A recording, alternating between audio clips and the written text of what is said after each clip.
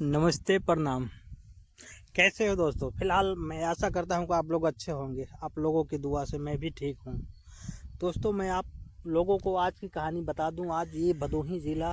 मेरे दोस्तों, एक बात सच है, मोहब्बत करना तो बहुत आसान होता है, लेकिन मोहब्बत निभाना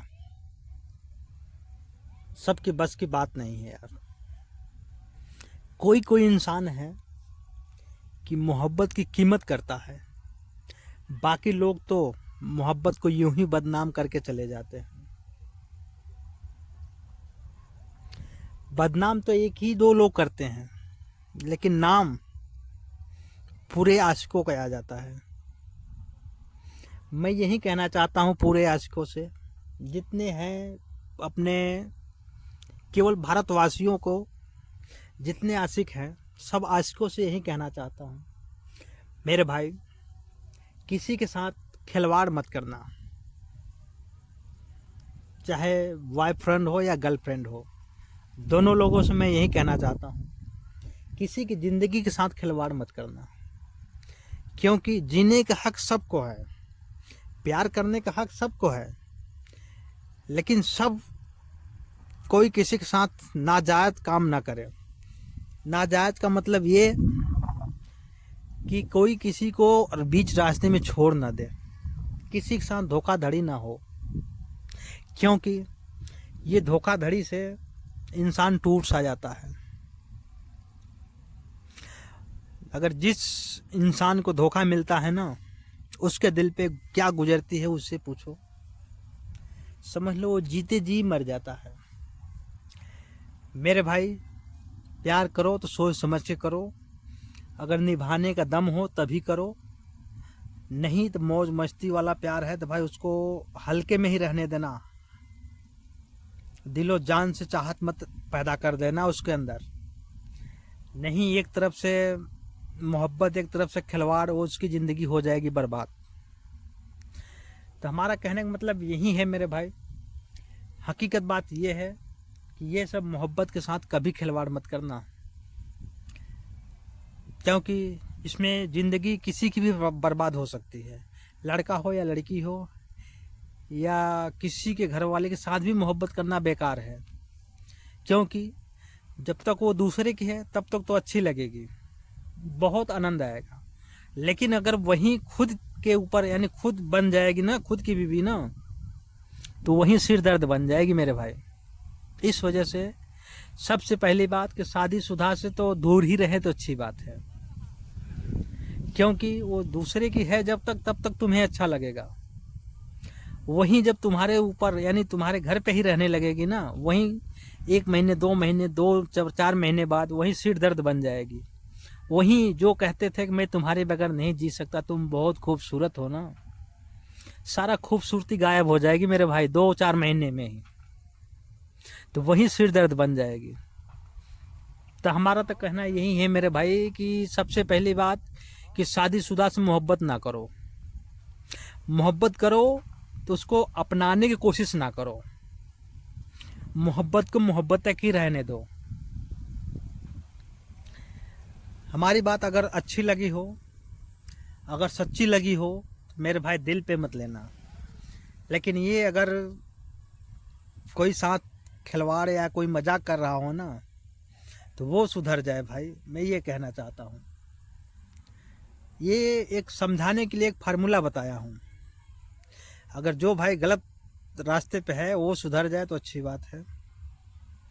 अगर जो गलत करने की कोशिश कर रहा है, किसी को भगाने की कोशिश कर रहा है, तो भाई भाग तो जाओगे, मैं मानता हूँ, लेकिन महीने 2 महीने 6 महीने बाद तुम्हारा भूत उतर जाएगा।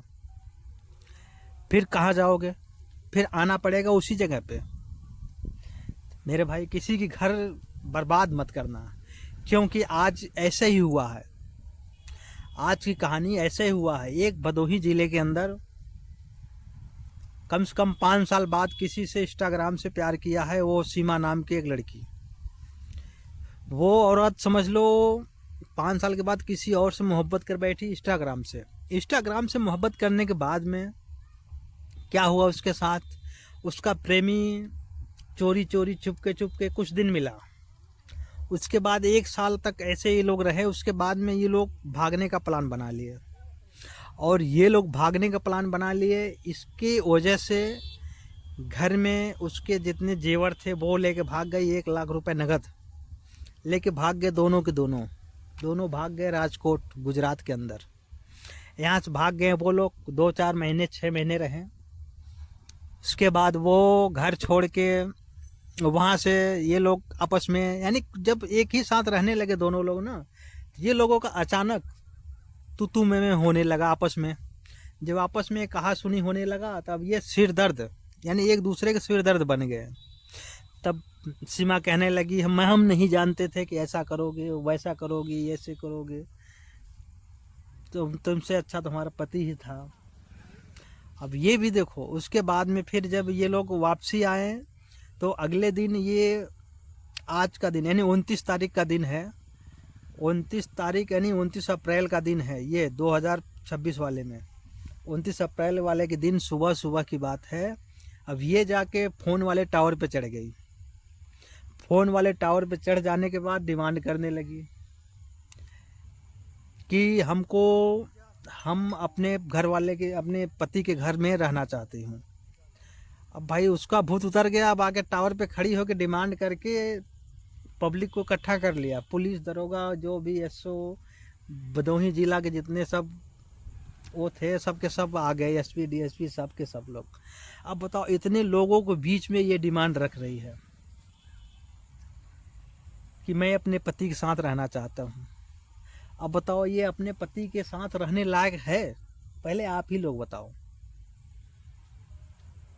हम तो यही कहेंगे इसके पति से कि ये ना रखे तो अच्छी बात है, ताकि ऐसे लोगों को सज़ा मिलना यही सज़ा है कि वहाँ से भी बेघर हो जाएगी, यहाँ से भी बेघर हो जाएगी, तब इसका अक्ल ठिकाने आएगा।